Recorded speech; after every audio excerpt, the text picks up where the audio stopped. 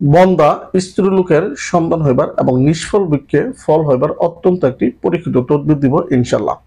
যে মায়ের সন্তান হয় না, ইনশাল্লাহ এই তদবিরটি যদি ইনশাল্লাহ ফলো করেন, আল্লাহ রহমতে ইনশাল্লাহ সেই স্ত্রীলোকের সেই মায়ের গর্ভে ইনশাল্লাহ সন্তান হবে। এবং নিষ্ফল বৃক্ষে এই তদবিরটি যদি ইনশাল্লাহ ফলো করেন, ওই বৃক্ষে ইনশাল্লাহ প্রচুর পরিমাণ ফল আসবে আল্লাহ রহমতে।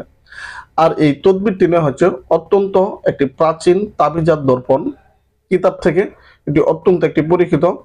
আপনারা মোবাইলের স্ক্রিনে যে স্ক্রিনশটটি দেখতে পাচ্ছেন, এখানে লেখা আছে, নিম্নলিখিত এবারতটি লিখিয়া তাবিজ করিয়া সন্তানবিহীন স্ত্রীলোক গলায় ধারণ করিলে ইনশাল্লাহ ওই মাসেই গর্ভবতী হইবে এবং যে কোনো বৃক্ষে লটকায় দিলে উহাতে ফল ধরিবে। অর্থাৎ যে কোনো বৃক্ষে যদি আপনি লটকায় রাখেন, নিষ্ফল বৃক্ষে, সেই বৃক্ষে প্রচুর পরিমাণ ফল ধরিবে।